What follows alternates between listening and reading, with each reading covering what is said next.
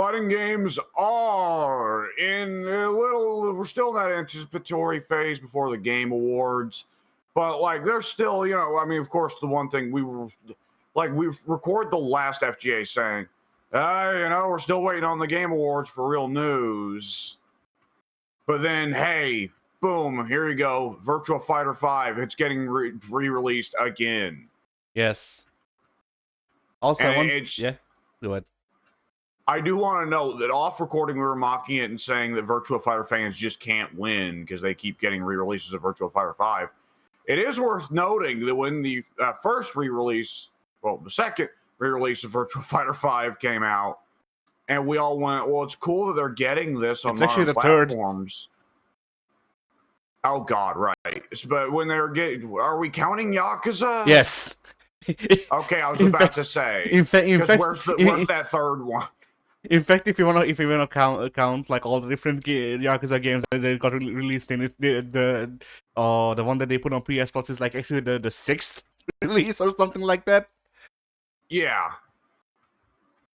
But regardless, when that version came out, we were like, well, this is cool, but why are you going to the trouble of, like, the whole thing was, okay, we can't or we won't put it in rollback, so instead we're setting up dedicated servers for it. As like, this seems like in the long run it'll be much more cost prohibitive than just paying to put in rollback. And it seems like Sega agreed. Yeah. Because here you go, it's Virtua Fighter 5 with rollback. So fucking weird. Virtua Fighter 6 is not happening because they can't advance the story. The original designer left, so they don't know where to take the story of Virtua Fighter. Right, because that's what people play Virtua Fighter for. Like, maybe there's people who are really into Virtua Fighter story. There is none. But there's literally none. I was about to say, like, the only character whose story I know is Jeffrey McWilds, because he's about fighting a shark. Like, that's it. Virtua Fighter had a line of CDs that you could buy separate from the game, mind you, for the Dreamcast, where they shipped you JPEGs of the characters doing things. That's the most characterization they got inside the series. And then outside the series, Sega made a 3D beat 'em up. Where it was all like Sword Art Online, and the main character, could hack databases or whatever the fuck and make like cyber ghosts of the Virtua Fighter characters and learn one of their moves. That game has the most Virtua Fighter story in it. But what does that have to do with Kung Fu? Well, you have to hack the right databases to get the right cyber Kung Fu. Alright, so anyways, yeah, Virtua Fighter 5 is now getting rollback. Sweet, cool. Maybe I'll give that version the real shot. Virtua Fighter's not in the territory of Blaze Blue, right? Where Blaze Blue, it's every time we go and like, maybe I'll really enjoy it this time. Virtua Fighter's in the territory of like, we don't really expect to ever like it, but like, whatever, we're fine with it. We respect what it does. I like to imagine that, like, every time they release Virtua Fighter 5, you go, maybe this time I'll give it a chance, and then you look at the thumbnail for it or whatever, the cover, and you just get flashbacks of Jackie Bryan flip kicking, and you go, no. Despite his best attempts, I remain unscathed. Nonetheless, yeah. Anyways. What was there? Was there something else tied into that?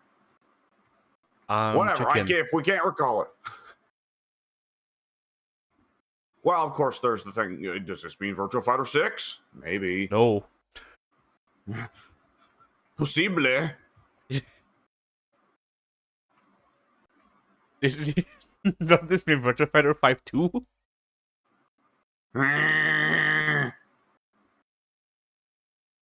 What about Virtua Fighter Rev 2? Yes.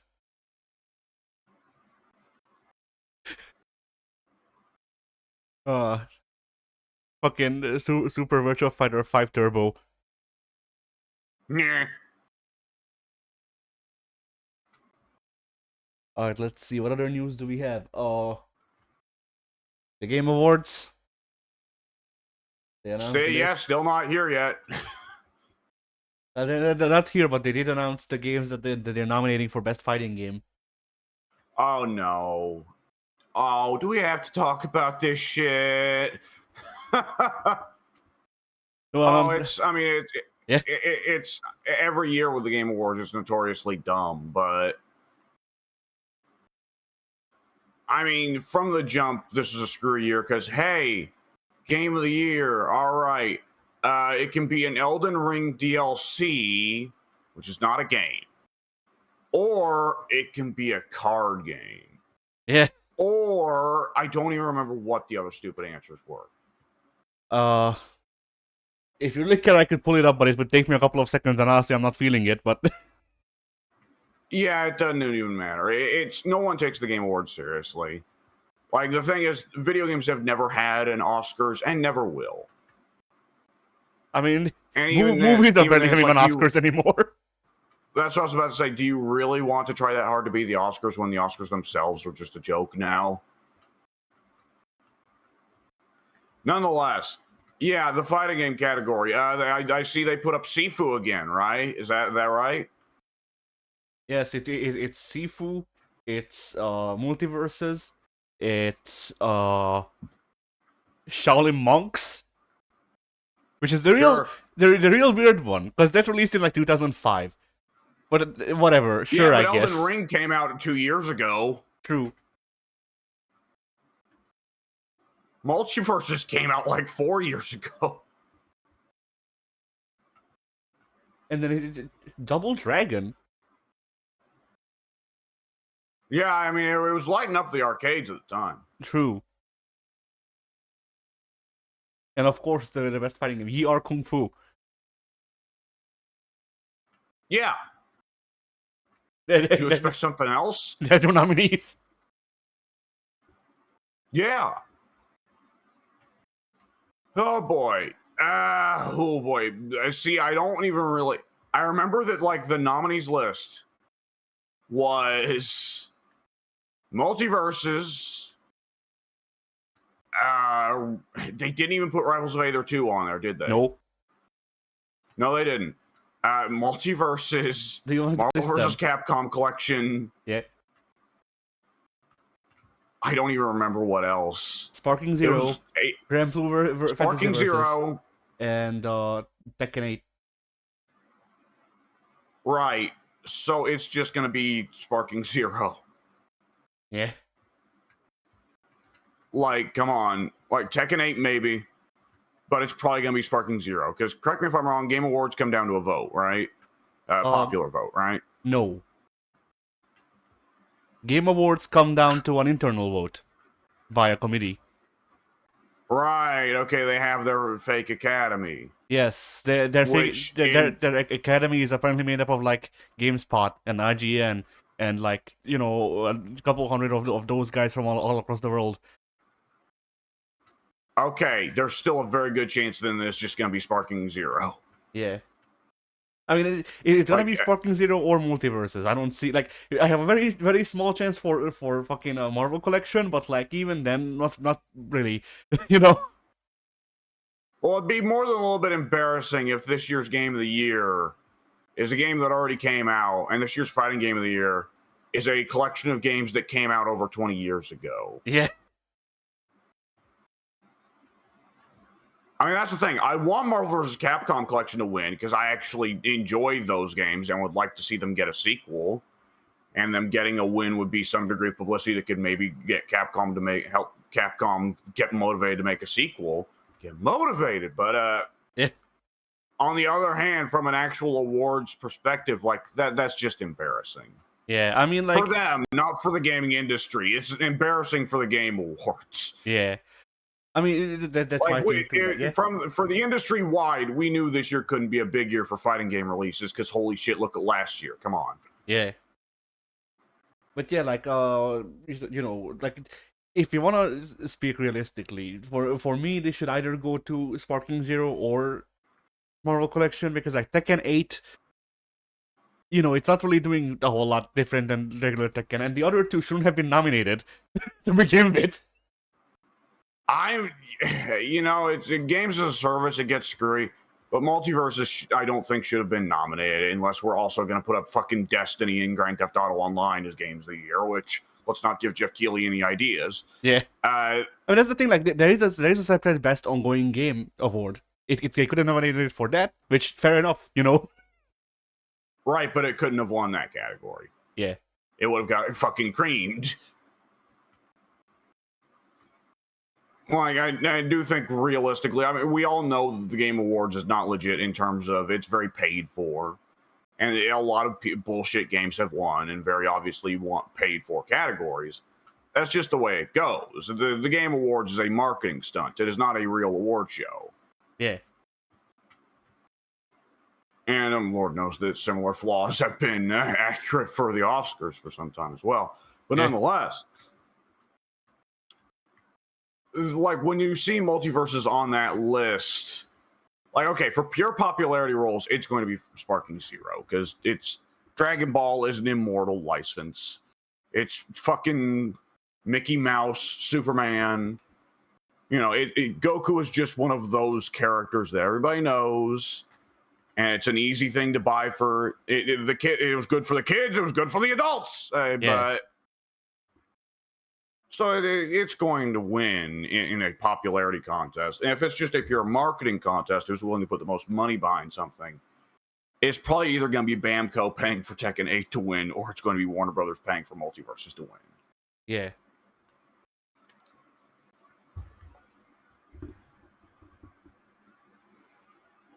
So, yeah, there you go. I think there's a reason why anybody who's trying to handle it seriously, I mean, it's for one thing, just wasting your time. But otherwise, anyone who is trying to handle it seriously is looking at it and going, okay, but where the fuck is Rivals of Aether 2? Yeah. Because clearly we are considering platform fighters in this group, because Multiverses is right fucking there. Yeah. Rivals of Aether is in the popular vote, currently being strangled by Honky Star Rail. Almost certainly. Same with fucking Shadow Generations.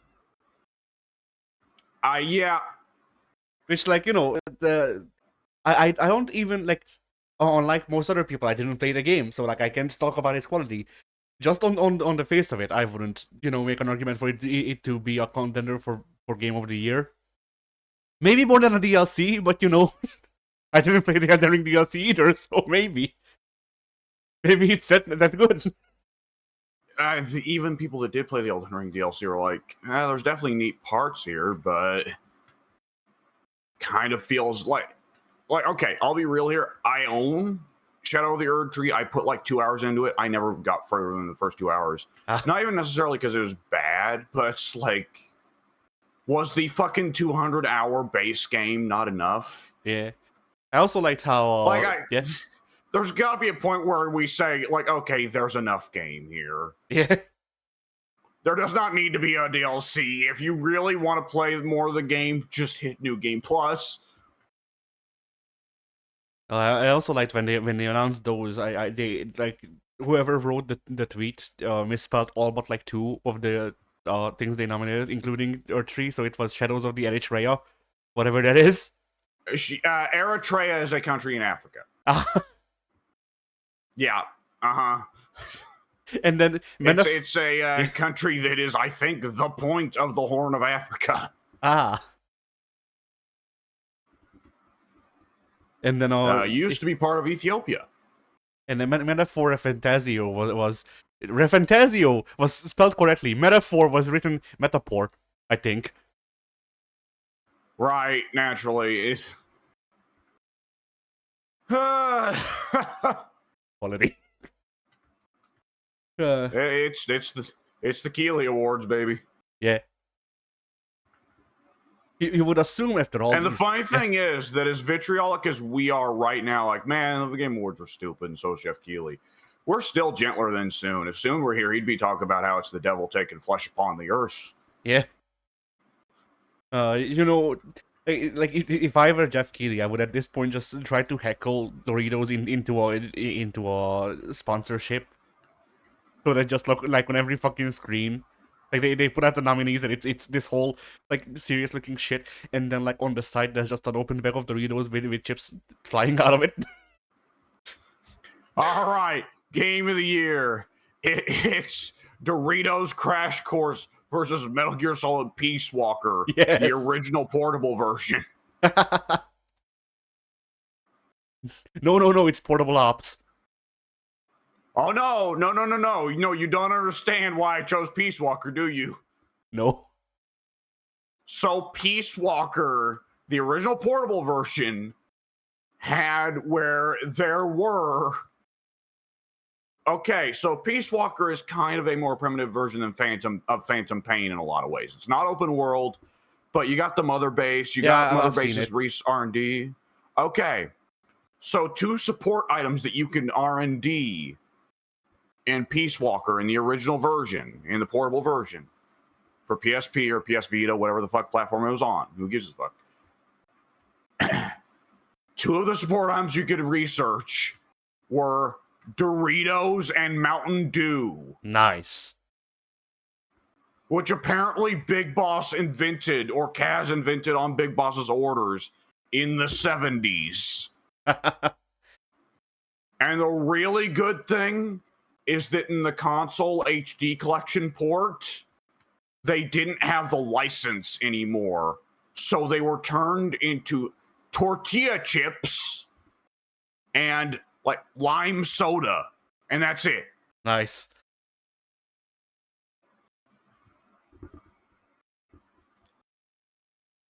It's so delightfully stupid. Yeah.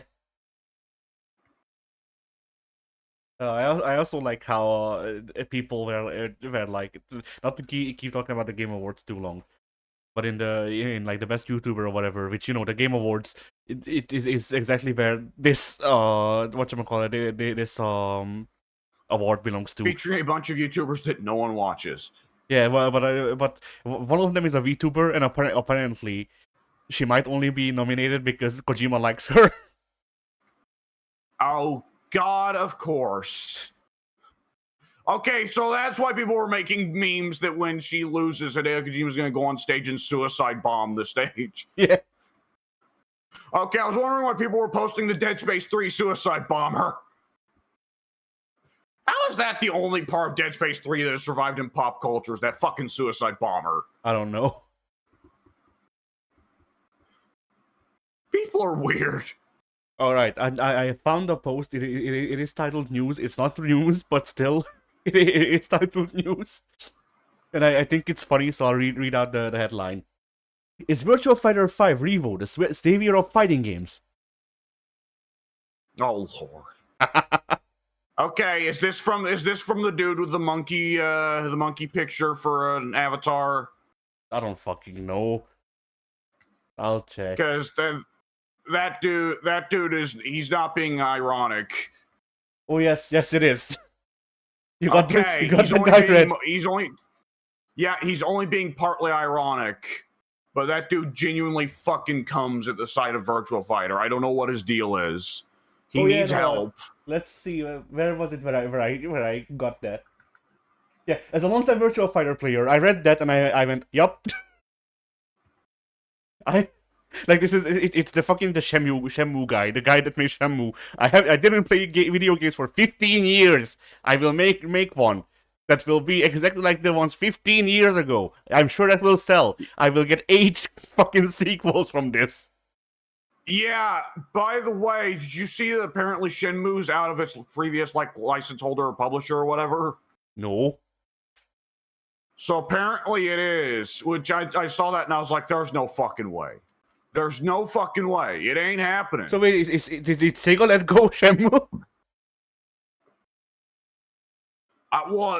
It was crowdfunded to begin with for Shenmue 3. I can't imagine Sega would be crowdfunding. No. It was the guy who crowdfunded it, but he did it with an agreement from Sega, I think. Because Oh, Sega owns the Shenmue IP, or at least did. They owned the Shenmue IP.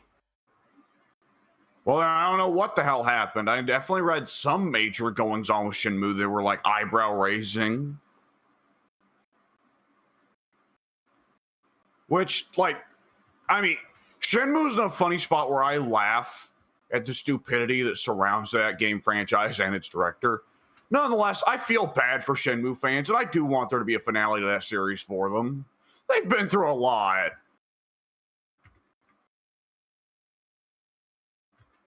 Are you trying your best to hold back saying, nah, fuck them? No, I'm also trying to search more news on the site, but there isn't a lot of news. It's just like, all right, Aquapaza is receiving a Steam port. What is Aquapaza? I don't fucking know. Apparently, it looked like a very anime game, very like Arcana Hearts or. When I say anime, I don't mean like Blaze Blue Guilty Gear anime. I mean like the main color scheme is pink and gold. Yeah, Moe. But yeah, from what I'm reading, from the announcement that it's getting a Steam port, it is a crossover between anime series. So you know. I see. Where the fuck does it say? Because I read it just now.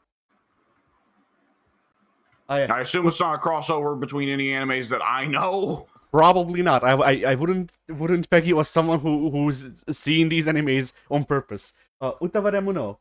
Think? Utavare Rumuno. There we go. White Album. And Two Heart 2. And more, apparently. Okay, I'm a big fan of more, as it turns out. Yeah. This strikes me as like this generation's Dengeki Bunko. just from the little I've heard. The what now? Dengeki Bunko had like Dengeki Bunko was a fighting game duology, I think. Maybe trilogy if you want to count the version they only released in Japan. It's really just one game. But yeah, Dengeki Bunko Fighting Climax was on the PS3. And it was a crossover fighting game between like 3 or 4 anime IPs. I have heard of one of them, and I don't even remember which one that was. Bless you. Yeah, thank you. But it was all like it was all like slice of life anime protagonists fighting. Well, they had to. If there's any story that should revolve around dudes beating the shit out of each other, it's the dudes from anything called Slice of Life. Yeah. I mean, look, it worked for Beastars. More like Slice Up Life, am I right? Oh! No, Slice of Life is Silent Hill 2. Yeah.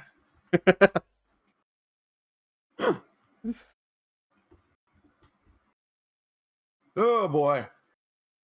But yeah, like, aside from that, like, I don't seem to be finding a whole lot of news because it's just been this. It's been, hey, what's his face? Ghostface. He's in Mortal Kombat now. Then, yeah. Do we want to talk about him for a little bit? Even though we've not played him. I mean, sure, if you want. I literally have not seen any footage of him. But sure. Okay, so he's got a weird gimmick. So he's actually secretly 3 fighters in one. Yeah. So you've got the base Ghostface, who is like classic Ghostface. I don't know if I think it might be Skeet Ulrich from the original Scream, but I don't think they actually got Skeet Ulrich to voice him, but they did get one of the classic Ghostface voices to voice him. But that's the one you start off as, or something like that. Yeah. However, his mechanics are built around, of course, summoning other Ghostfaces, which, you know, that's classic Ghostface. However, one of his moves, very prominently, looks like it should be a teleport, right? Yeah. Because Ghostface walks off screen, and then boom, another Ghostface appears on the other screen. Congrats, you're now playing as him. Here's the thing. That's not just a teleport. That's also a character change, apparently. Ah. Because one of the Ghostfaces, the prime Ghostface that you start off as, is a Ghostface that's from the movies. Yeah. The other 2 Ghostfaces that you can play as, though, are Cobra and Kira from Deception. who the movie Ghostface has hired to be his other ghost faces. Nice. Fucking Cobra is back. How did we... It happened again. He's listening. I mean, it's not exactly the way I wanted Cobra to be back, but yeah, Ed Boon once again proven to be among the audience of one, maybe two. Credit where credit is due. We were saying Cobra should come. Well, credit where credit is due. I think I was about to say something that was, I think, just explicitly wrong. I was about to say we said Cobra should come back, but now it's a complete Ken ripoff. No, actually, if memory serves, we said the complete opposite of that. We said that Cobra should be even more of a Ken ripoff. Yeah, we said that Cobra should just be literally Ken Masters. Well, in that regard, Ed isn't listening, tragically. Yeah. But nonetheless, people noticed as soon as the trailer came out. So why is Ghostface doing Cobra and Kira moves? That's right. Somebody remembers Cobra and Kira's moves. All two of them. Yeah. Well, I was a little bit mixed up when I saw Ghostface do a fucking Kano ball. Which one of them had that? Because I don't think Kira. Kira. Oh. Yeah. Because, like, I just remember Cobra having, like, you know, punched fireball. Apparently, he got Scorpion's old flaming flash kick. Oh, yeah, he did used to have that. Yeah, and he has that in MK1 now. Nice. So that was one thing that apparently tipped people off.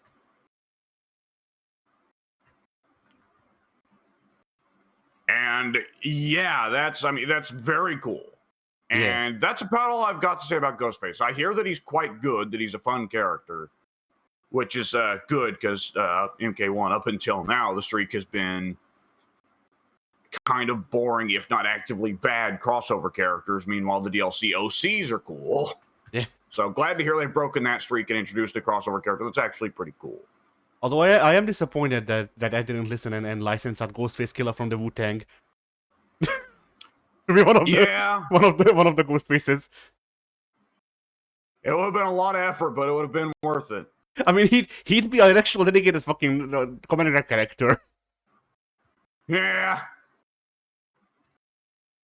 I believe Ghostface actually does have a command grab, by the way. Oh.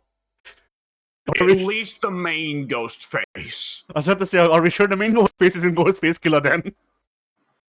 We can't know. I don't think they ever directly confirm his identity. I could be wrong, though. I mean, do we see any skin? I guess. Yeah, I don't think we do. Which, in fairness, with Kira, like, it's... They all use the same, core moveset. It's a Triborg. Ghostface is this game's Triborg. So, them all using the same core moveset, in spite of the fact that Kira is quite a bit smaller than both Cobra and presumably Skeet Ulrich. She was not a big woman. Yeah. I gotta say, I think that it's really cool that rather than just slapping in a crossover character, though, they found a way to integrate Ghostface into Mortal Kombat in a more interesting way that fit within the pre-established universe. Yeah. They probably won't do that with T-1000 or Conan, but nonetheless, it's cool they did it with Ghostface. Conan is actually just like, I don't know, one of the depowered Liu Kangs.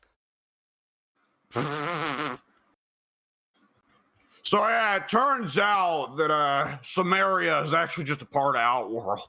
Yeah.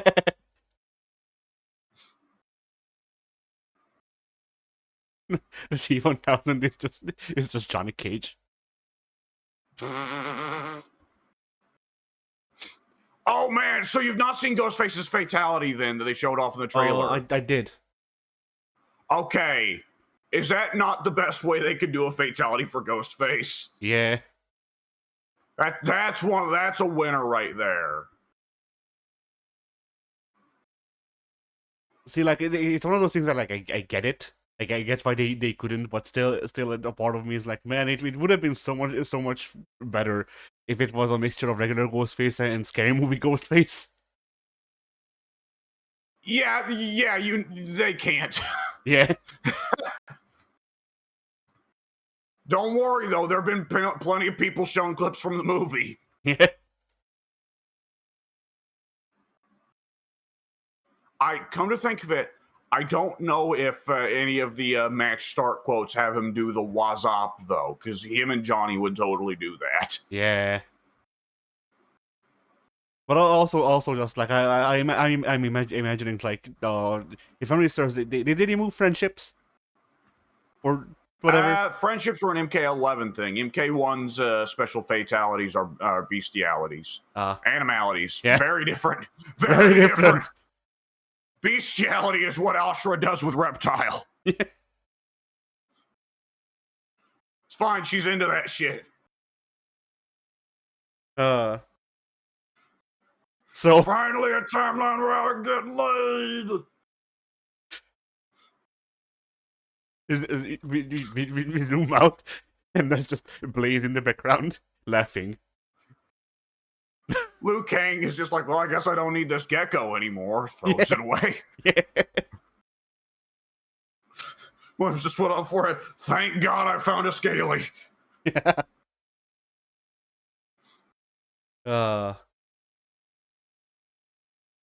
But yeah, because like for not even a friendship, I guess like in my opinion, Ghostface would have been better if they waited to license him when they have Harakiri's back. So we could do the thing where Ghostface is running after your character on the stairs, and they run up the stairs and just throw everything at Ghostface. The piano squishes Ghostface into a fucking flat. Yeah. Yeah, I can't imagine Conan or the Terminator license agreeing to Harakiri's, but I could actually kind of see Omni-Man or Homelander or Peacemaker or Ghostface doing Harakiri's. They could even reuse the fucking grandma from Outworld. I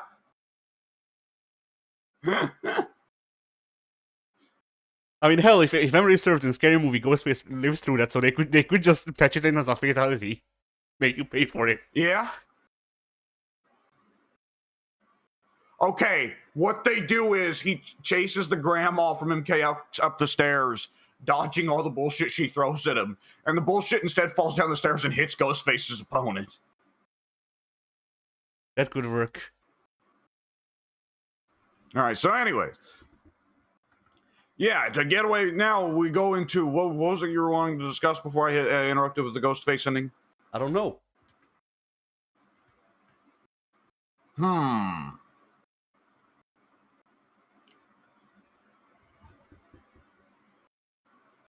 I can't say I recall a terrific amount of news. We're still very much in the... Well, I suppose it is worth noting somewhat, though Lord knows we've talked about Marvel enough on the last few episodes. But it is worth noting that Capcom did release a, big sit-down video with MVC collection devs and, major members of the player base and yada yada, talking about how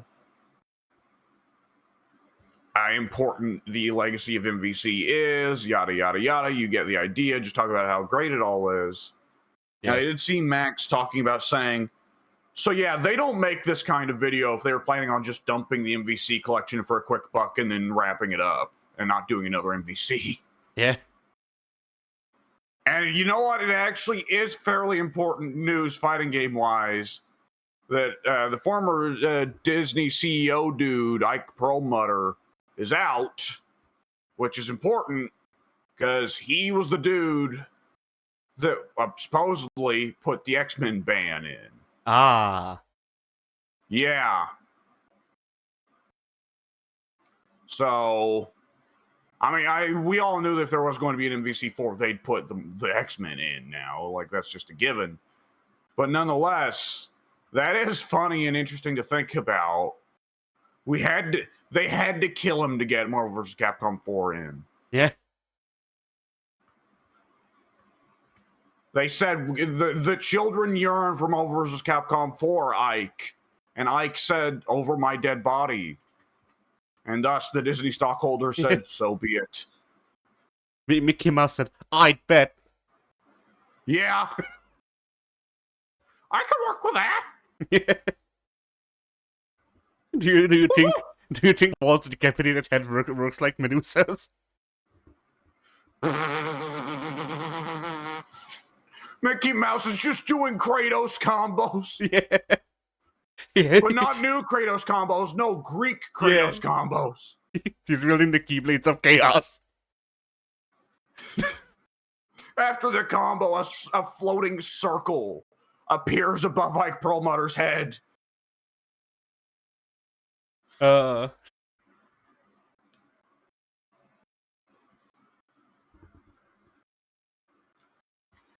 Oh shit.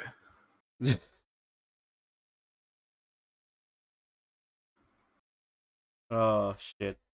Speaking of Disney, I guess one thing, one of the weirdo potential fighting games that will probably never happen that I can think of is just Kingdom Hearts is a fighting game, but like, how would you even have a roster?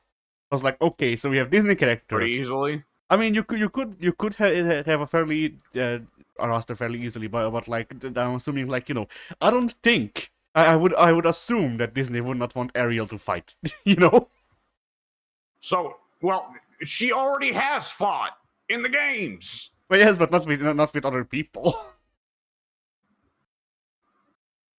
Oh, well, it's just another victim to her. True. Remember, in a lot of myths, mermaids eat people. Oh, true. They left that part out of the Disney movie, but after she marries the prince and they go back to bed, she just eats him. I mean, it really depends on how much you want to get into this stuff. Because in theory, like, if Disney really wanted to go with it, Ariel is fucking dead. She's foam. Yeah. I mean, like, the thing is, the great obstacle to there ever being a Kingdom Hearts fighting game is Tetsuya Nomura being like, yeah, we don't need the Final Fantasy or Disney characters. It'll just be Keyblade Fighter. And it's like, no, I don't want that. I don't want that. I don't know. He seems to be rethinking a lot of things. Because, like, we went from, alright, we don't need Final Fantasy, to, alright, actually, we need Final Fantasy, to, I'm actually thinking of wrapping up Kingdom Hearts while I live. Please? Well, have they confirmed that Kingdom Hearts 4 will bring back the Final Fantasy characters? The 3 DLC has started going that way, and everything we've seen of 4 thus far has just been, it's made it seem like we might be getting Final Fantasy worlds, like, more focused on Final Fantasy than 3 at least. What Final Fantasy characters were in Kingdom Hearts 3's DLC? Leon, Aerith, Sid. I'm trying to think, because those 3 were definitely there. I think Yuffie was also there. I forget who else. I don't think Tifa was there.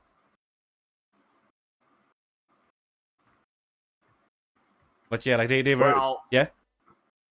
No, go ahead. Like the Traverse Town group of Final Fantasy characters are both in the Kingdom Hearts 3 DLC and in the in Melody of Memory. Okay.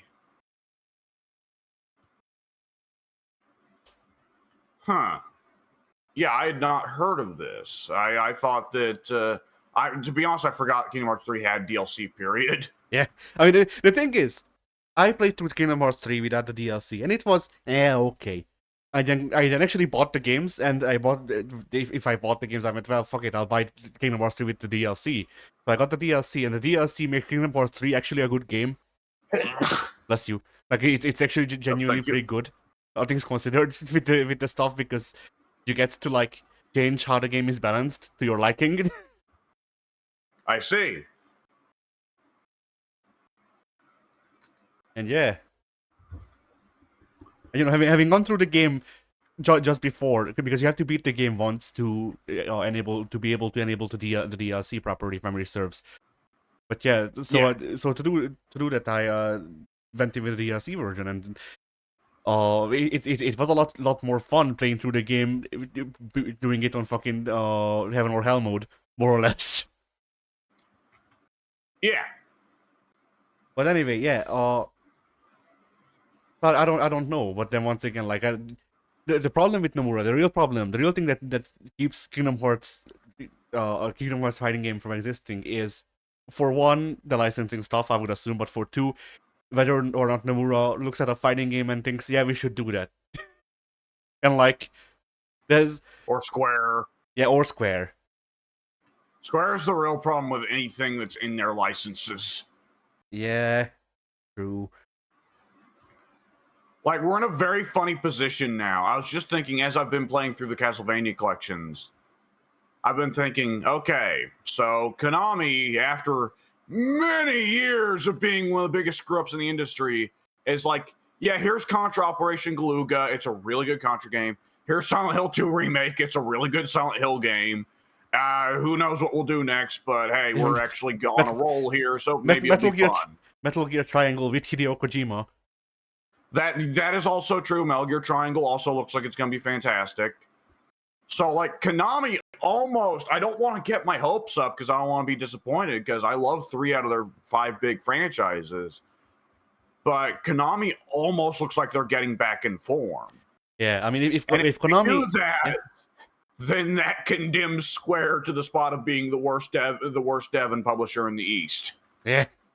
I mean, if for Konami to really wow me, they need to resurrect Hudson Soft because they own Hudson Soft. They own the rights to Hudson Soft. The Hudson Soft doesn't exist anymore. But well, let's not get unreasonable here.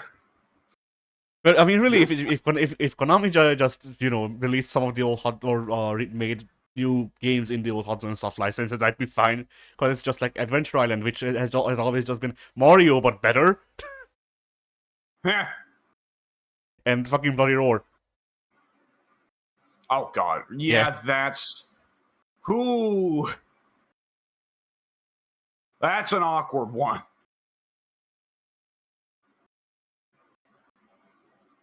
I mean, like we said last time, Bloody Roar, there is a demographic for Bloody Roar that they could sell to, and they could get a lot of money.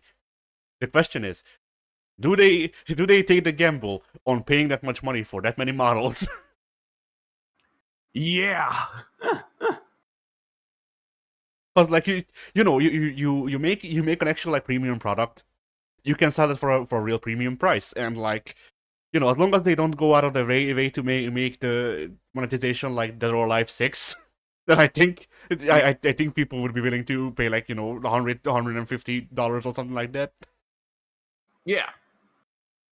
Assuming the game is actually good, it has rollback netcode and looks good.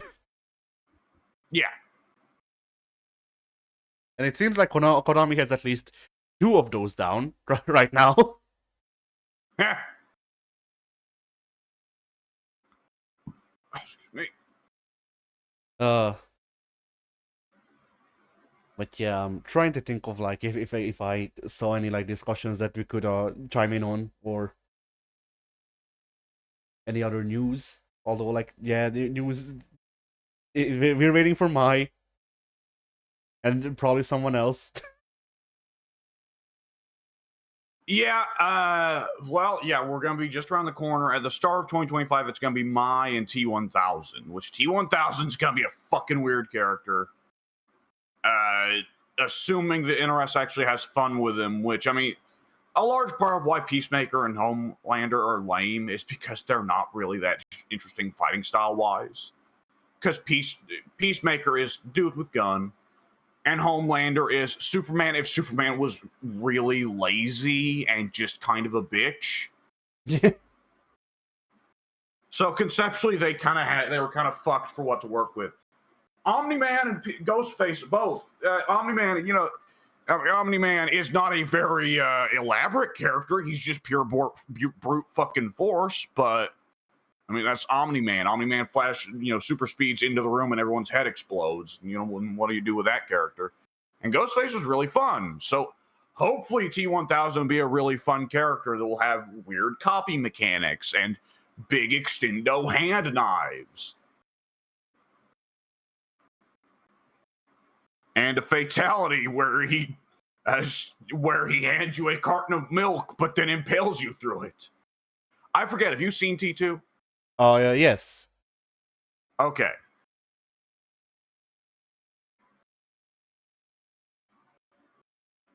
Oh, what other fatalities could T1000 have? Because to me that seems like the obvious one, because that's like his most gruesome kill in T2. But I mean, it's not a reference to the movie, but they could just do a thing where the T1000 flows into the enemy and then just like like it's the old Liu Kang fatality where he rips off their heads and it's his under it. Oh God, you're suggesting that he forcibly make them for him? I guess. Well, that's really uncomfortable. I mean, not just the fact that he's a robot well, no, I was about to say organism. Not just the fact that he's a robot, but the dude more or less turns into Mercury. He doesn't even have to reform inside the person. If he just goes through somebody, he's just giving them fucking super dementia and schizophrenia and shit. I mean, yeah, but probably cancer. But yeah, but that's not an immediate form of death. Although it would Could you imagine if they made the commitment though, and it cuts to 10 years later, T1000's opponent still in their regular fighting attire in a hospital bed on an IV drip as the life monitor goes beep, beep, beep. Regardless, and then like the fatality, T1000 wins. I also like to imagine that like no matter who it is that T1000 was fighting, Kitana is sitting at the side of their bed and crying. Could you imagine him doing that to fucking Liu Kang, Fire God Liu Kang? Yeah. Oh, shit. Okay, which version of Reptile ends up in the hospital bed? Actual reptile. Real reptile.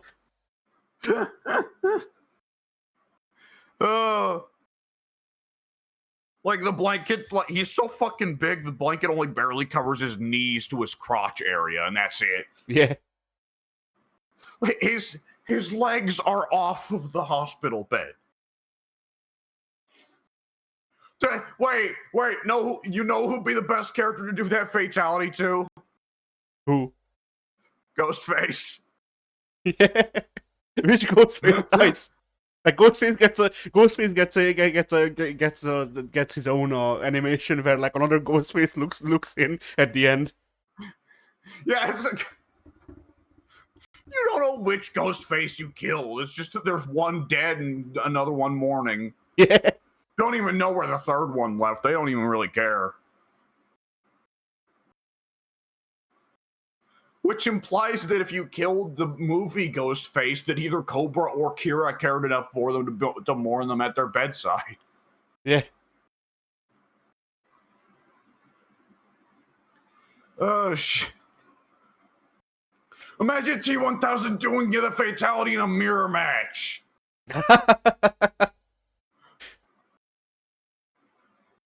Which, come to think of it, none of the fatalities that the other characters would do, except Sub-Zero's, would make logical sense against the T1000.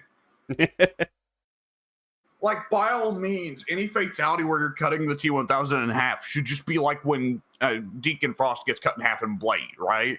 Yeah. The body flies up in there, whoop, and then Goop connects, whoop, and T1000 just wags his finger, no. Okay, that fatality where Melina eats the brain is going to be just pure nonsense on the T1000. Melina does the brain eating fatality, and then we got to her in a bed, in a hospital bed.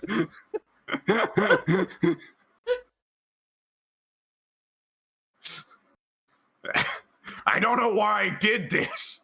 At the time, it seemed like a good idea. Yeah. Like, does she just have to stick a straw on the top of T1000 and drink him? Maybe. It makes stupid slurping noises.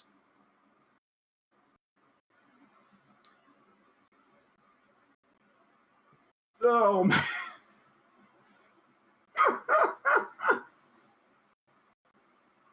Come to think of it, Yeah. how do a lot of the fatalities involving the mouth work on Ghostface? Good question.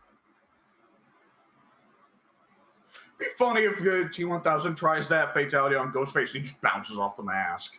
Yeah. The mask is his Oh, mouth. shit. You're right.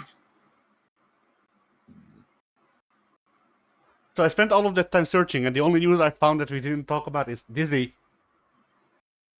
Oh, right. She's in the game and has a move, which I think I mentioned last time, that she starts a countdown. And if you let her finish the countdown, then it does 70% damage. And people were like, oh my God, this is broken. This is crazy. No, it takes her 10 seconds. You have plenty of time. This is broke and bullshit. And then you just reply with an image of pot.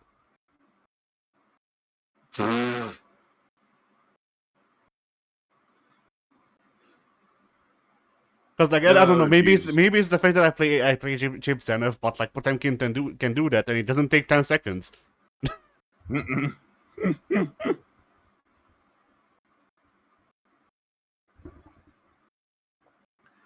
Oh Jesus! You know what, Addy? Yeah. I think people may be dumb. Perhaps.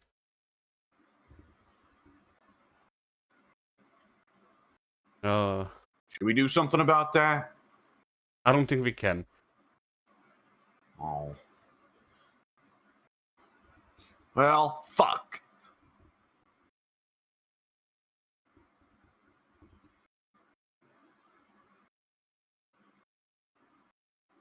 I'm all right, just end the podcast right there. Just all right. I'm joking, by the way. I'm joking, by the way. All right.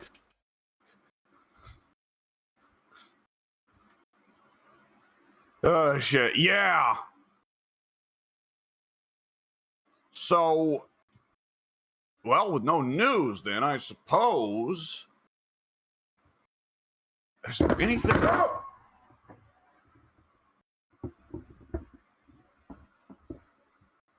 I accidentally hit my mic. I figured.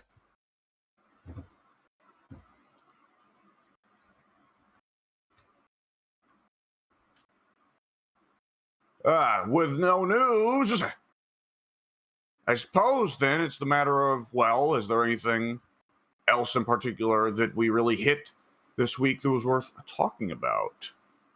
I didn't play any fighting games this week, or these past couple of weeks. Do we count For Honor? I don't know. If we count For Honor, I guess I did that, yes. Because For Honor-wise, hey, I mean, I think there are a lot of people that do count For Honor, right? Yeah. I mean, I'd count For Honor before I count wrestling games, Yeah. But which wrestling games, though? The mainline ones. Or like 90% of them. All-Stars, sure, I can see an argument. But everything else, and like the arcade game and the one that was on the iOS. Those are the ones that I'm yeah? I was just going to say WrestleMania, the arcade game. Yeah, WrestleMania, the arcade game. And WrestleQuest, or whatever it was called, I forget, the very old one. Isn't that an RPG? Yes, that is an RPG. So what was the one that was on the iOS, and like it was an iOS remake of an old arcade game that wasn't WrestleMania, the arcade game that was allegedly good. Like that was a fighting game as far as I know. Yeah. But yeah, those are the only ones I'm willing to count for wrestling games. Yeah.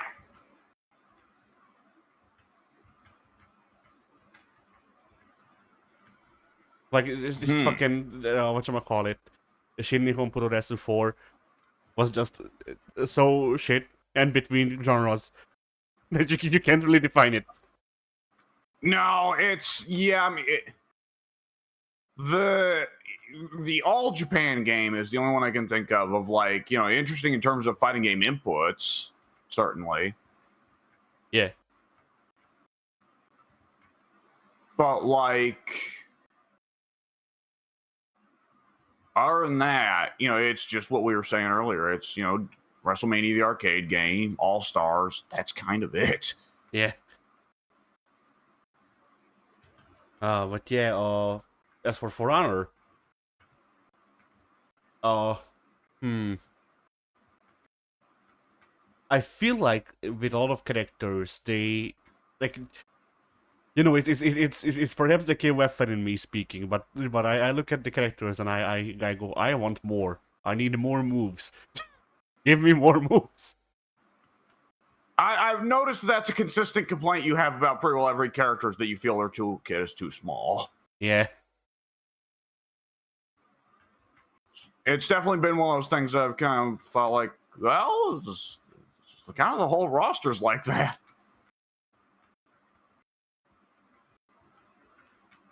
It's one of those things where like I get that the input method is different, but like Devil May Cry exists. Yeah, I think that For Honor has a certain appeal to people that there is a feeling that you can just kind of hit a button and very clearly tell what it's trying to do. Yeah. And if you add a whole bunch more moves and you start to get into the territory where that becomes a lot less clear for people, Yeah, although it's also a thing of like, once again, I can only bring up like Shinobi. Shinobi used to have a kid that was like 3 times this size, and even after they reversed Shinobi still had a moveset that was 1.5 the size of his current kit. So like if I take a break again, he might only have like regular attacks. Possibly.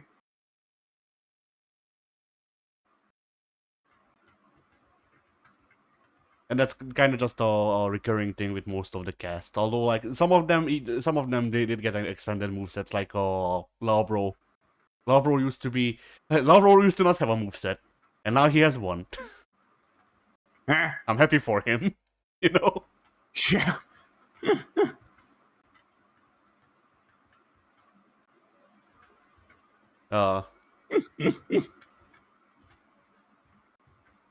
I'm trying to think of anything noteworthy. Like Sohei. I did learn that, as far as I can tell at least, Sohei seems to be the newest character that they released. Yeah. And it's weird how Sohei is actually like shit, because usually it's the other way around with new characters. Yeah. It's kind of odd, really. But whatever. He's fun, and I'll take it. Yeah. There is one thing that I saw people say, and I do agree with it, which is I don't know how much time you put into Sohei, but one of Sohei's perks is only practice, only in training mode. I don't own him as a character, sadly. I tend to change that, but not yet, not just yet. Yeah. So one of Sohei's perks, it's a level 3 perk. Gives Sohei an attack boost when he has all of the souls. Now this sounds nice, except for the part where you need to level up to level 3 so that you can get that perk to actually like trigger. And also, on that same slot, you have punch through, which considering the fact that Sohei has a problem with opening people up, and also punch through just gives you more a bigger attack buff than the 6 souls. Yeah. So it is kind of worthless. So I've seen people online discussing that maybe they should make the 6 souls thing a part of Sohei's kit, and then just give him some other stupid trait or whatever the fuck they call them. One another ability that they can easily put on him. Yeah. And that wouldn't fix his problem with opening people up, but hey, it would make it so he can actually deal damage. Yeah.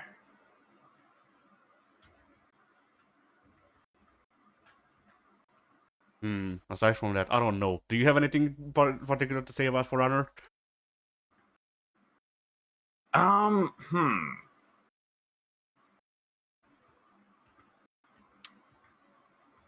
It has definitely been fun coming back and trying more characters. I've been surprised by how much I've enjoyed Shinobi, because I would have told you before he was not my type.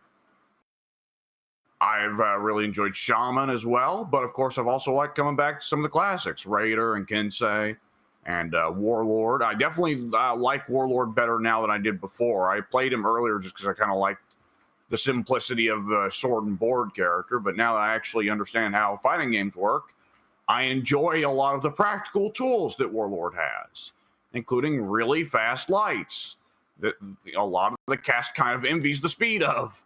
Yeah. Really fast lights and really fast heavies. And the lights also deflect. The lights deflect, and the heavies are armored. Yeah. At least the second heavy in a string.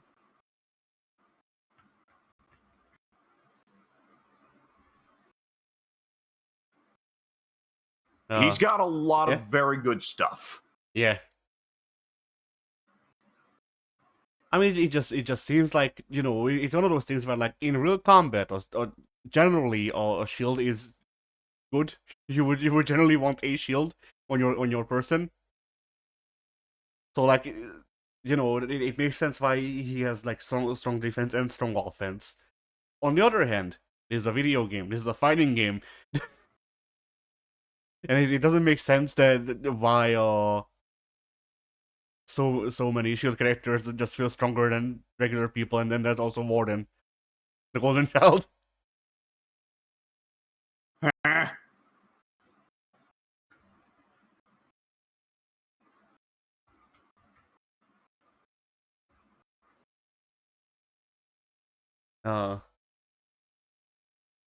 But yeah, I guess another thing that we can discuss as a topic is one that I brought up. I don't remember when, probably during one of the Shashamat lounges, that you said it would be a good FGA topic, which is oh yeah. Yeah. Oh no, go ahead. No, I was just confirming. Yeah. Which was like our approach to fighting games, I guess, is the best way I can summarize it as a topic title thing. Yeah.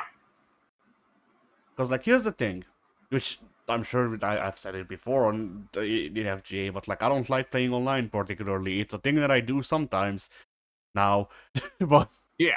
But I don't seek it out. The meat of a game, the meat of a fighting game even isn't in the online play. It's a facet of it, but it's not the entire game. It is not defined by it as such. Yeah. And that's pretty much it. Your turn, I guess. I don't know. Yeah, I think there's definitely I think there's aspects that are big for me and you can appreciate, but it's not really a game changer for you, and vice versa. Because I think one thing that's really big difference between you and me is that for you, fundamentally, a lot of the appeal of fighting games is the narrative and the story. And which is why I think you would agree that, for instance, you've bounced off Virtua Fighters because it doesn't really have a story, and why you've bounced off Blaze Blues because its story is really bad. And that's definitely played in as a big part of why neither of those are interesting to me either. Or why, even though there are a lot of gameplay elements that interest me in Blaze Blue, I always end up bouncing off of it, is because the story of the characters is really lame, and the aesthetic I find really displeasing. Yeah. And Virtua Fighter I find just kind of to be the fighting game equivalent of porridge. It's the fighting game equivalent of oatmeal. Is it healthy? Yes. Does it taste good? No. Yeah. But nonetheless, though I suppose a lot of people do make oatmeal they really enjoy by loading it with sugar. But at which point it kind of defeats the purpose. It's like it's like adding big, crazy, stupid mix-ups and fucking crazy zoning setups to Virtua Fighter. It's like, have you made this spicier and more flavorful? Yes. Is this now more of a honest fighting game? No, it is now a decidedly more dishonest fighting game. I mean, I was gonna say that, like, putting a lot of sugar into oatmeal is the fighting game equivalent of putting a lot of sugar into oatmeal is Dead or Alive. Yeah. Which then Dead by Daylight. Dead or Alive by Daylight. Yeah. You have to be one or the other. Dead, dead or alive, I will say is while you and I, when we think of characters being called dishonest, we usually think of either zoners or rushdown characters being called dishonest. Generally speaking, there are a lot of people that are also of the opinion that grapplers are also dishonest, and in Dead or Alive, everyone's a grappler. Yeah. When I think of dishonest, I don't even think I don't think like zoners or rushdown. I specifically think Zatoichi, Zato1. Like, I don't know why, because I don't think he's dishonest. It's just when I think of a character, when I think of a character that I think most people would call dishonest, it's Zato1 for some reason. Yeah, I mean I think Zato's too hard to control for people to call him that dishonest. You know? Yeah. I think Zato's the character that when you get your ass wiped by him, if it's someone who has actually played the game to a certain degree before. Obviously, if it's someone who's picking up the game the first time and is just generally a salty motherfucker, they'll call Ryu a dishonest character, right? Yeah. It doesn't matter to them. But if they're the kinds of person who are like, oh man, honest fighting game gameplay is footsies and nothing else, they'll still like kind of shut up for Zato 1 because like, yeah, that guy had to work hard to get that good with that character. Yeah. But this just reminded me of how I'm still bent from playing Seal with Paula Paula. And friendly gatherings. Oh shit! It's one of the things I always love to mention. One of my favorite Super Best Friends things is Matt mentioning, Matt going to some family party, and he, is playing. They're playing Street Fighter, and he throws a Hadouken. Oh, he knows the secret moves. And obviously, that's humorous in the context of just us being, both big fighting game players, and us going, no, that's decidedly a non-secret move. It's you can open up the move sets and take a fucking look. You can look at the fucking arcade cabinet. It's printed on the side. But on top of that, it's the humor of the fact relative to the Super Best Friends that Matt's the one out of them who's not very good at fighting games. And that's part of his associated bit. So the idea of anyone being like, holy shit, step back. We got a real fucking gangster here for him is a big part of the comedy. Yeah.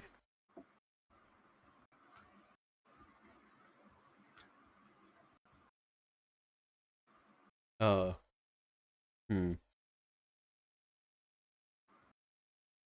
forget what I was gonna bring up for the topic, like in relation to it. Like, I don't even the problem is I don't remember what I said to spark the discussion of it as a topic for FGA. I remember what you said in response.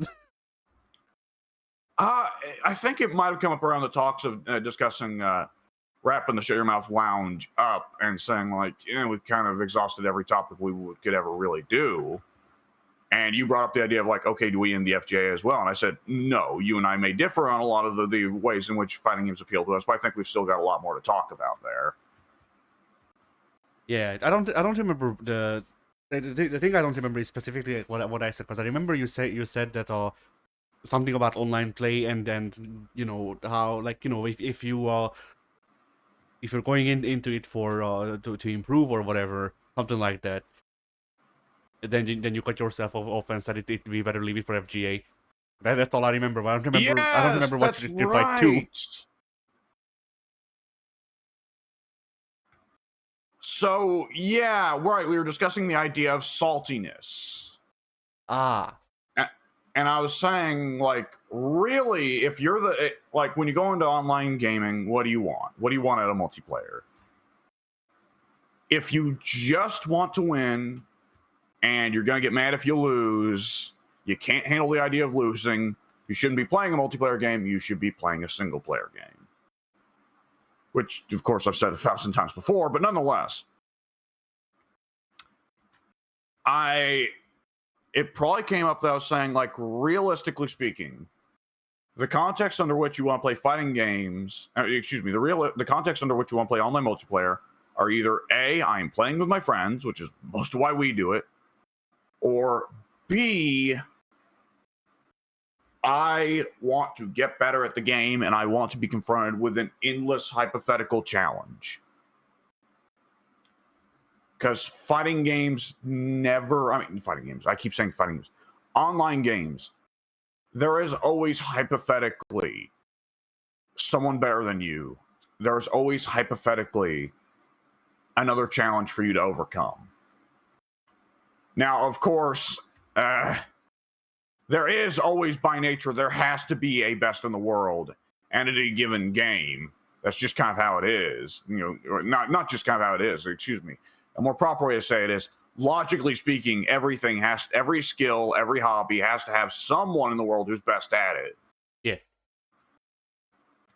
But there's a whole lot more people who are not the best at it.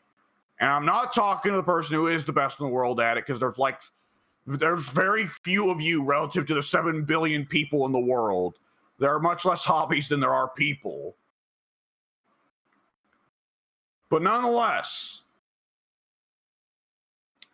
yeah, that kind of ties into where you'll play online multiplayer and fighting games just because, like, the games run out of single player content for you to do or to play with us. But at the end of the day, while you enjoy getting better at fighting games, it seems to me, and you, of course, are free to disagree with me on my estimation of you, but you don't really care so much about, like, it's not the reason you play fighting games is not to get better at them.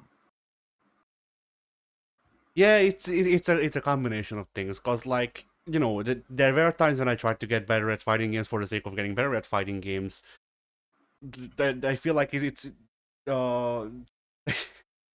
in fact, like, my means of getting better at fighting games, I feel like that kind of reflects that kind of reflects in the fact that I main Akuma.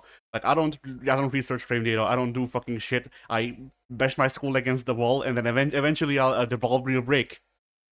I don't know how many months it will take for my skull to heal, but, you know, the ball will break. Which is a very, like, you know, I feel like that coincides with the way Akuma usually talks about his improvement, which is just I use no shortcuts, regardless of whether or not those shortcuts are fine or not, because you know, it's not like it's not like I'm fucking doping to get better at fighting games, or people are doping to get better at fighting games usually. But yeah, but also, like, when I've tried doing that in the past, it removed the enjoyment out of a game for me. Yeah. Like, I get very fucking salty, and not even just because I lose, but because of my body's failings. You know, I mess up on input. I get angry. You know, I go up against the 50th Luke in a row, and I just can't fucking stand Luke anymore. I want to step him, but Street Fighter does not have a step button yet. Stuff like that, where, like, you know, it whittles down my enjoyment of a game, and, like, I will get better, but is it worth is getting better worth me just not having a fun time with this piece of entertainment that I paid money for? Yeah, at the end of the day, when you sign up for a fighting game, you generally sign up for, I want variety, I want a big character roster, I want big move sets, I want to see cool shit, I want to see a variety of shit, I want characters with different stories, I want characters who go through different arcs, I want characters with different aesthetics. Yeah. Correct me if I'm wrong. Yeah, no, I'd say that's right.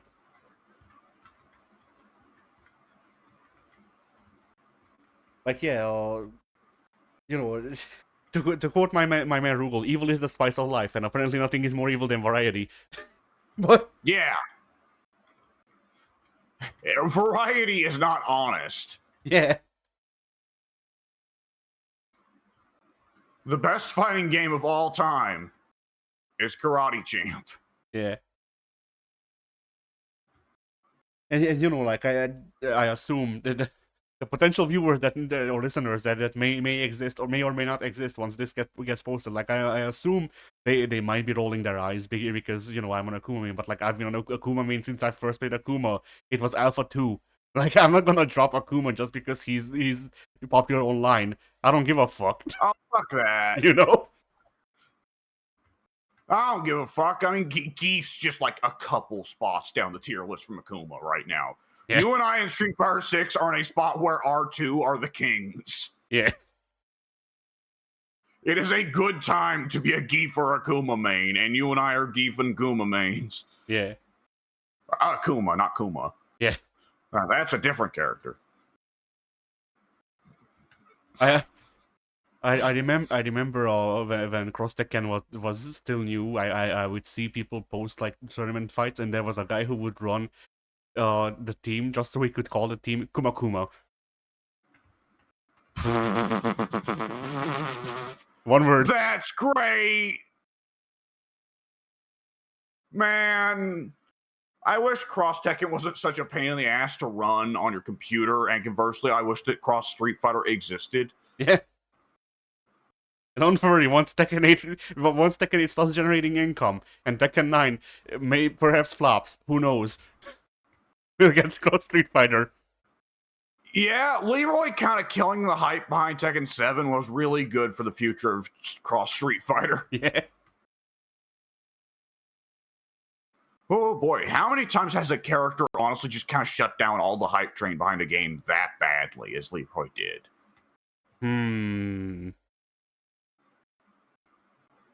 I can't really think of any like other, like Lab Code 21, I guess, but Lab Code 21. Oh god, like Lab Code 21 was bad.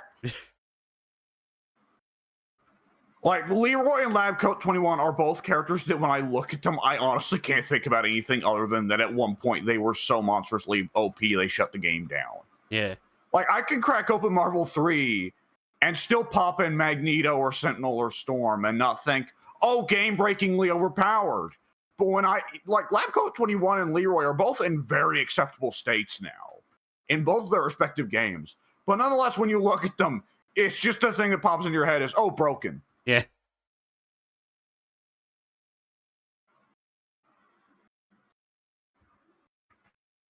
Oh man, that's one of those funny chapters of fighting game history right there. Because Tekken 7 at the time was holy shit, everybody's playing it. People who don't fucking like fighting games are playing Tekken 7. And it ain't that way anymore. Yeah. And I mean, they like, got it while the getting was good, I suppose. Yeah. With Negan. Yeah. And you know, it's a thing of like, all right, so Leroy was the first stab. Like, this is we're reaching close to that 5,000 cuts. But like, Leroy was the first stab. Then, well, no, actually, the first step was whatchamacallit, was Harada being made a liar. Retrospectively. Yeah, thanks, Bamco. Yeah. Because, I have no reason to doubt that Harada actually wanted to make those characters free. And I also have no reason to doubt that Bemco officials, the people hired in Harada, just said no.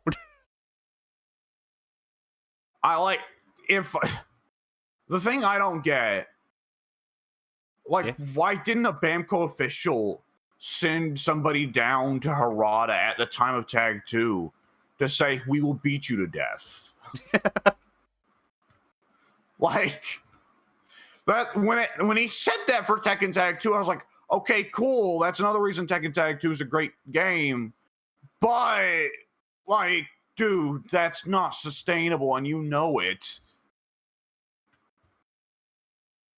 Like, even regardless of the money aspect, like the actual funding aspect of the fact that the game needs to be paid for to make money, beyond the practicalities of it, you're never going to get corporate to agree to that.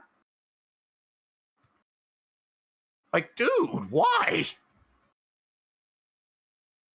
But yeah, so like, that was the first step. Then, second step was the paid frame data, which I assume was also something along the lines of Harada went, we need to add frame data, and the suits went, alright, $2. In fairness, I think a certain degree of that is also Harada's philosophy of the game needs to be as obtuse and impossible to figure out as possible. Yeah. Generally speaking, there are some fighting game devs that do accept that the fighting game by nature is going to be turned into a science and solved. But there are a lot of fighting game devs who really don't like that, for fairly understandable reasons. And as a result, that's why there are some fighting games that still hide, frame data and stuff like that. Yeah. And it's also been argued that's part of why fighting games get updates beyond actually making balance changes to make some characters more viable and some other characters less OP. A lot of people have argued that a big part of why many devs come out with balance changes is really just to unsolve the game for people who have solved it. Yeah. Then, third step was Leroy. Yeah. And let's see, fourth step. I'd say we're already at the fourth step, where the fourth step is, alright, Bemco has decided Tekken is the thing that is making it run. Bemco has decided that Tekken is its Final Fantasy 14 or whatever. Yeah, I think that's the MMO one. It is, yes. And what comes with that? Well, alright, customization menu, got it. Like it barely existed in 7, but still, that is a full-on fucking, like, I don't know. It's just, well, no, The Sims doesn't have a good customization. What game has like exceptional customization? Ooh, dirty games. All right. So yeah, Tekken 7's customization menu is like one of the WWE games compared to 8 or 9 or whatever the fuck we're on 8, I think. Yeah. Yeah. So yeah, that got removed. Everything that you can think of is in a battle pass that you have to pay money for, and shit like that. Yeah. And like, it's one of those things where, like, does this inhibit people from playing? No. Will people make note of this and say that your product is worse because you're doing this? Yes. Yeah. And we're not even addressing like some of the tiny controversies. Like, okay, we get it. Heihachi died for the plotline of Tekken 7. People still expect Heihachi to be in every Tekken game at launch. And he's not here. Oh no, what do you mean he's DLC? So not only did you walk back on Tekken 7's huge commitment that Heihachi is super dead forever for reals this time, guys, but we're also just not putting him on base roster or making him DLC. Also, you're not getting the stage that he comes with, or the stage that he's supposed to come with, which, like, they said, well, okay, the announcement didn't say that you'd get the stage, which, that's legally speaking, yes. But that's kind of a fucking given, that if you make a stage for a character, then the character will come with the stage. Which is important, because Tekken is a game where stages really matter. Yeah. So what you have made here, Bamco, is a stage that will be competitively banned. But it's fine, you're gonna get the next stage we make for free. Not this one, the next one.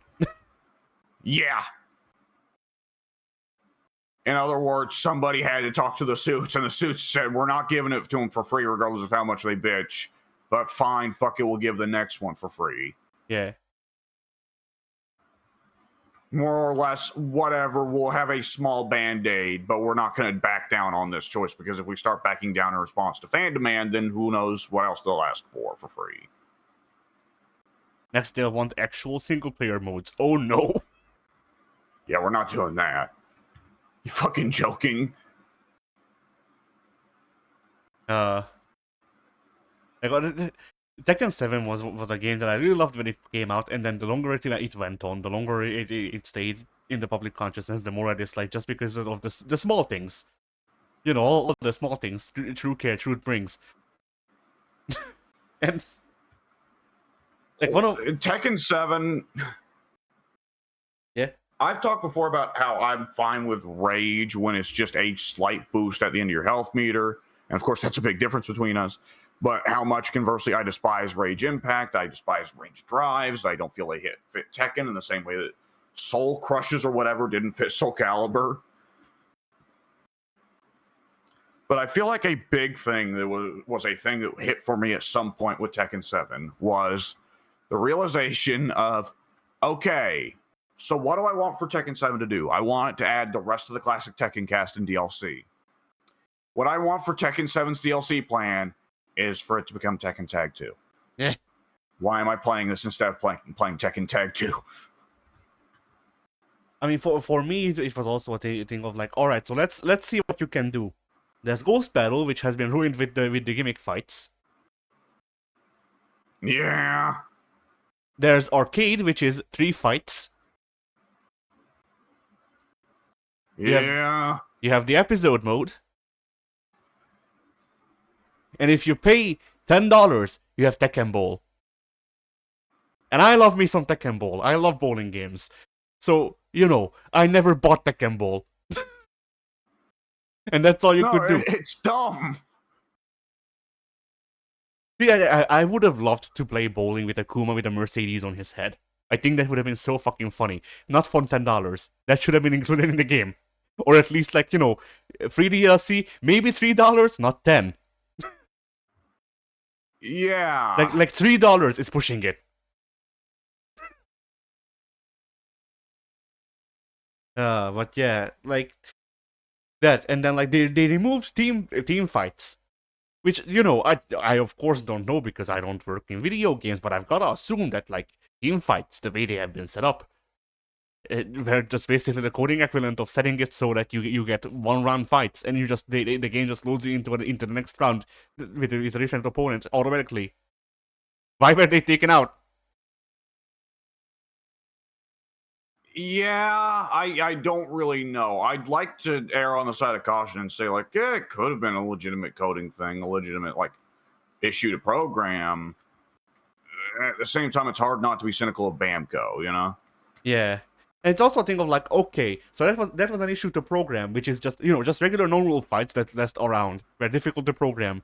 But the gimmick matches in Ghost Battle, making it so the game runs at fucking 3 times the speed, weren't. Those are fine. Well, yeah. And I forget what else it was, but I just remember every time one of those started up, I hated it. They're not great.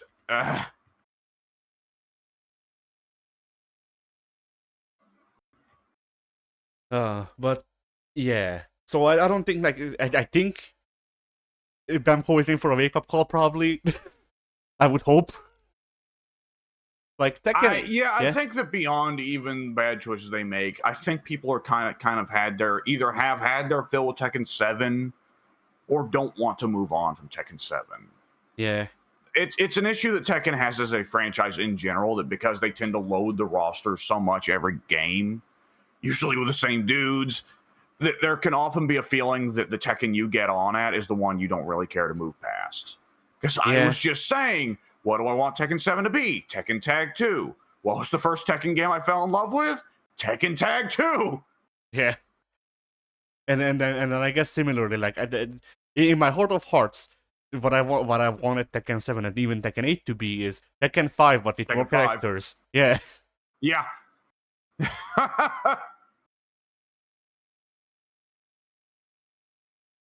Tekken 5 with more characters and better customization.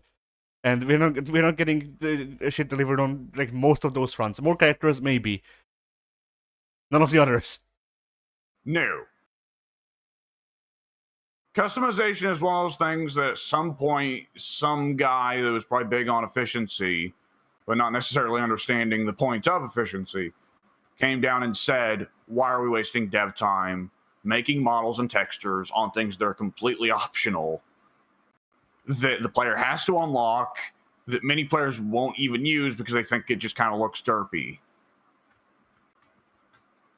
And then he went over to the outfit designer and just directly, forcefully made them snort coke, 5 whole pounds at once. He made them snort trench coat. It was real weird. He ground up a trench coat and made them snort it. No. I'm not talking about Tekken 7's redesigns. Tekken 7's redesigns were mostly alright. Tekken 8, however. Oh, the only one I can even remember, the only two I can even remember are Monk Heihachi and Eddie with his stupid Miles Morales hair. Yeah, they made it so Nina has sunglasses, shoulder length brunette hair, and a jacket over a wedding dress. A very a very cleavage exposing dress. Yeah. They made it so Lee Chaolan is in like a combat version of his old S&M gear from Tekken 6. So the thing about them wanting Nina to be all sexualized is, well, we already had a very heavily sexualized Williams sister. That was, she's always been that way. She was called Anna. Well, we waited most of Tekken 7's development to fucking add her. Yeah, but she wasn't the protagonist of Death by Degrees, therefore she doesn't matter. Yep. We haven't put her in a fucking popsicle machine to keep her young and sexy for the Japanese audience. Though. Oh God, we did, but we forgot about it and we instead choose to. Well, we didn't get her pregnant inside the popsicle machine, inherently meaning she was raped. That is true. Like, that's one of those things, like, okay, whatever, Tekken never gets too heavy. It's the stupid game where there are stupid but dumb endings. And they occasionally play with the idea of getting serious, but then they decide not to commit. But nonetheless, it has never really addressed that somebody at some point raped Nina. Yeah. Like, just straight up. And, like, we were talking about spicier Virtual Fighter before. Like, Dead or Alive does that. Well, that's Dead or Alive. Yeah.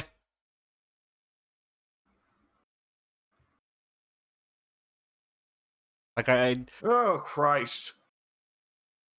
Yeah. Now, what were we even talking about? Aside from Tekken, I guess. Somehow started as the difference between what you want out of fighting games versus what I want out of fighting games. Alright, then you hit your side, I guess, because you were probably talking about mine for this long. I like having different characters on a roster I can play as that have differing play styles. I also like games that encourage me to get better at them and that I can very tangibly see myself getting better at them. There you go. Yeah. Let's strive. Yeah, strive. At no point did I mention that I guess it's also important that the game feel good to play. Yeah. Because, that's fairly important.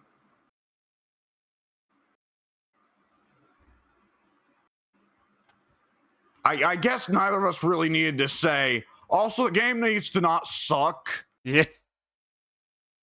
Which, Strive doesn't suck. It doesn't. It feels bad by my standards, but feels good by someone else's standards. There's other people out there who, the moment they air dash in a game, they go, "Oh, this feels bad." So whatever, more power to them. They can have it. Any game feels good by someone's standards. I used to think that the 3D Mortal Kombat felt good, and then I grew up. Yeah. Like.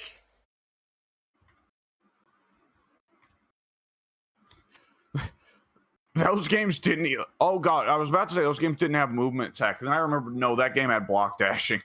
Yeah, it had block dashing, and it also had Armageddon has fucking air combo tech. Yes, it does, and if memory serves, a lot of those air combos are really stupid, easy to make infinites out of. Yes. God bless NetherRealm, or God bless Midway, actually. Yeah. God bless Midrealm.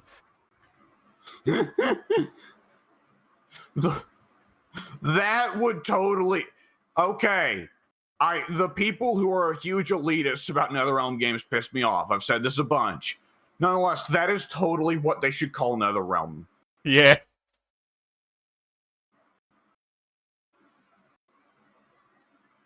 Well, once they make a good game, they graduate to Netherway. Yeah. Well, that's where you get another line, right? Well, what do you do? How do you find a good game with Mortal Kombat? You don't. You're not getting a good game neither way. Oh!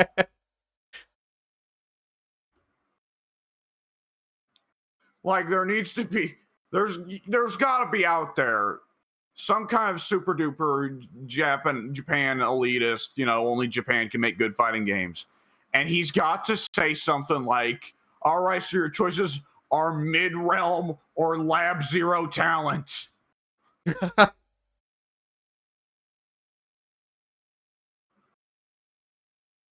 Then again, like Lab Zero, wait, like, I get what you're saying, but like even in this comparison, like Lab Zero made Eastern adjacent games. Oh yeah, Mike Zaimond. That is the big difference between them, is that Lab Zero very clearly is trying to make Japanese style games. Yeah. And then like Mike Zaimond is a, or whatever, however you fucking pronounce his name, I don't know, I don't care, but he's a different thing. And then also the people who bought the main 6 are also a different thing. Should we just start calling him Mike Zoophile? Was he even rumored to be that at all? I don't think so. Though in fairness, he was a brony.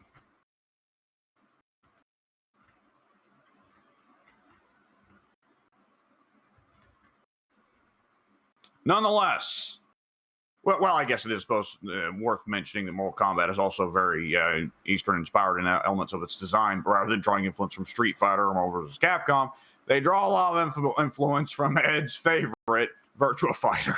Yeah. Virtua Fighter and Ed probably isn't listening to this podcast because he's still busy coming from the Virtua Fighter 5 Revo announcement.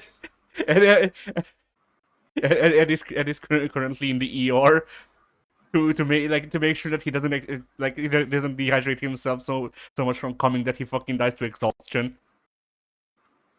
Like they're telling him, sir, at your age, you can't be doing this anymore. Yeah. The doctor doesn't believe the doctor. Yeah. Ed gets really scared and goes, I can't play Virtua Fighter anymore. And I go, no, dude, you just can't come this much anymore. And Ed just goes, whoo, wipes sweat off his forehead, puts the Virtua Fighter controller back in his hands. Yeah. Like he's been arguing for 2 hours with the doctor about how he didn't take Viagra. And it's not just a side effect. Oh shit. Anyway. But yeah, like Ed took inspiration from his favorite fighting games, Virtua Fighter and Wu-Tang Shaolin Fist. I think that was the name of it. Enter the Fist, mind you. Oh, was it Wu-Tang Enter the Fist? I believe it was Enter the Fist. At least I prefer it be Enter the Fist because that's a stupid title. Embrace the fist. Like, either which way, like, is it saying that you should choose to get punched? Is it saying that you should somehow enter this man's closed hand? Yeah. I suppose in many senses it is better to enter the fist than for the fist to enter you. I don't know. I think some people would prefer if a fist entered them. That's true, but I'm not one of those people. Yeah.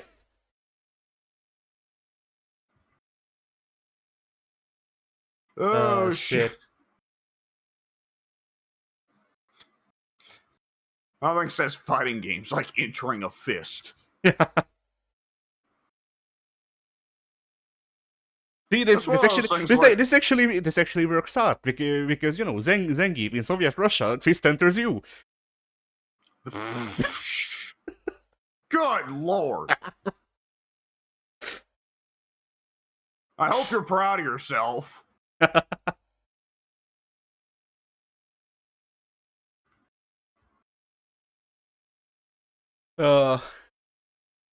Anyway.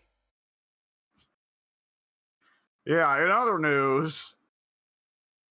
Actually, there is no other news. Well, shit. Well, now what do we do?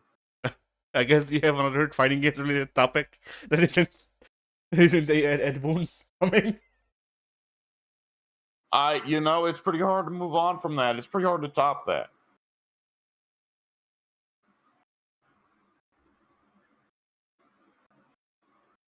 Oh,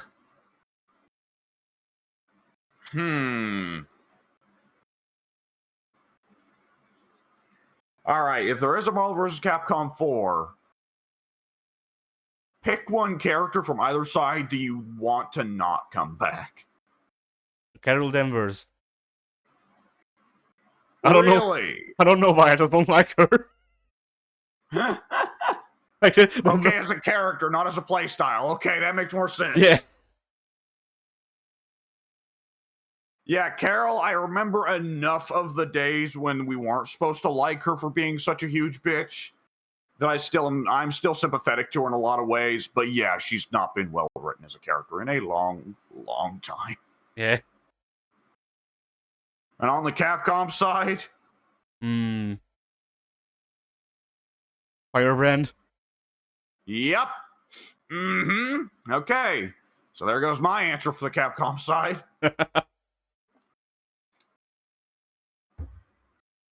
Okay. For me, Okay. Marvel side. Wait, for a character. Because Red Armor, if they rework Red Armor to not suck, which they won't because it's Capcom, they will reference his old moveset. So, you know. But Yeah. But if they somehow, by some way, remade Red Armor, I'd be willing to put up with him if he didn't have the same playstyle. Spencer. As a character. Yeah.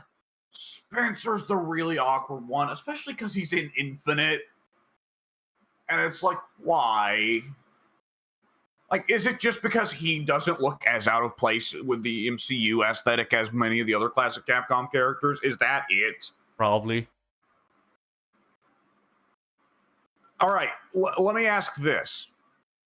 How would you feel if Spencer comes back for the next game, but the 2010 Bionic Commando, whose arm is his wife, is the alternate attire, and the primary attire is classic, stupid 80s Bionic Commando with the big orange hair and the big dumb sunglasses and the big orange mustache? I still don't think I would like him. Like, it's Spencer that I don't like, not the 2010s design necessarily. Okay. Okay, right. My picks.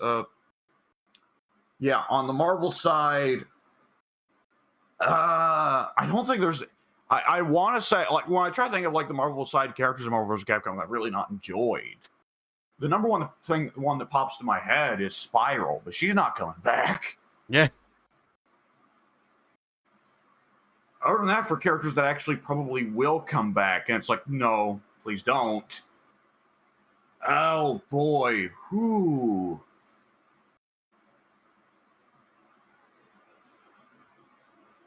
Oh, that is a difficult question.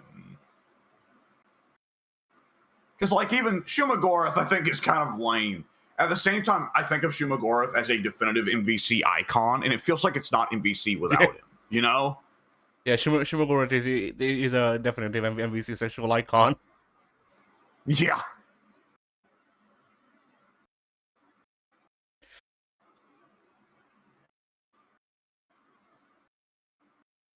I can't think of anyone on the Marvel side, so I'm just going to go with Spiral. On the Capcom side, I absolutely would have answered with Firebrand / Red Armor.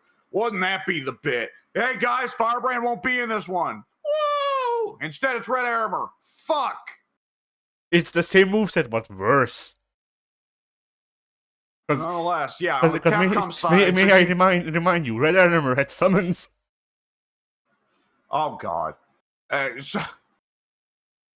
Since you took my answer of Firebrand, I'm going to make a highly specific pick. Specifically, the Marvel 3 version of Jill. Ah, yeah. Who is, for all intents and purposes, not at all the same character as the MVC2 Jill. Because MVC2 Jill was fun and also was based off of RE1, which is a good game with a good version of Jill, instead of RE5 Jill, which is a bad version of Jill from a game that I have in the past controversially said I really do not like and feel is overrated by many people because of the co-op. Also, Jill in a sexy cat suit doing agile maneuvers, it's just kind of bland. It's boring. There are a million chick characters in fighting games who are in sexy cat suits that do loads of kung fu. Come on. Yeah, like Vego. Yeah, exactly. The issue RE1 Jill has, or MVC2 Jill, whichever term you want her to address her by, the issue she has with the idea of her ever coming back from Marvel vs. Capcom is Frank. Yeah. I mean, there's also a thing of I like love Frank, and I don't want him to go, but at the same time, he kind of steals a lot of Jill's gimmick while also having other things he can do. Yeah. I mean, there's also gonna be like definite changes, though. Like, we're not getting Nemesis ever again.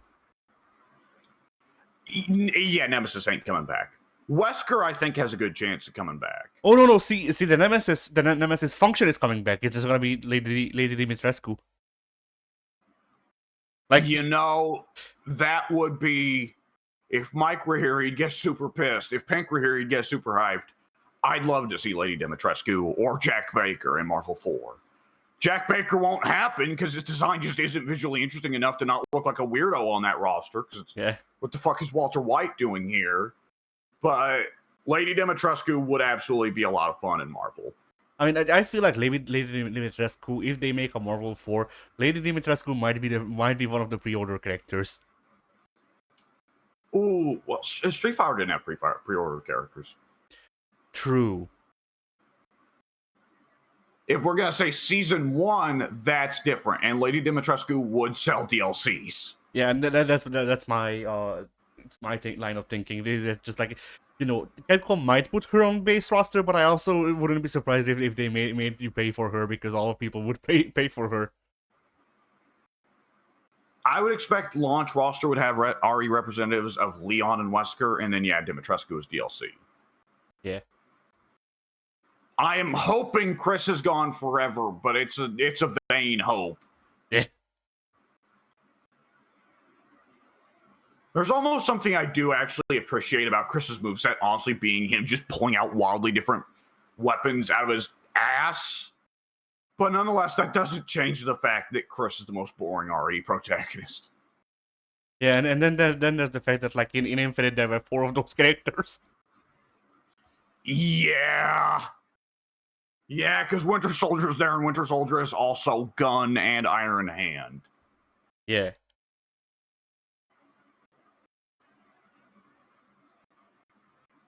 Oh, man, that's,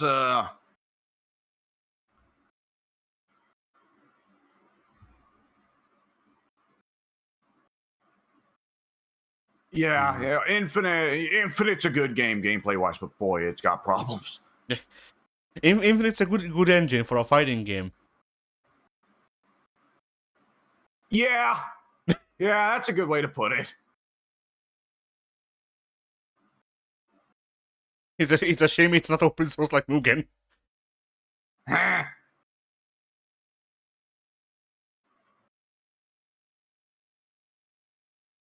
Well, I suppose now we're kind of out of stuff to talk about then, aren't we? Yeah. For today. Oh. Well then, I suppose fighting games were. They were.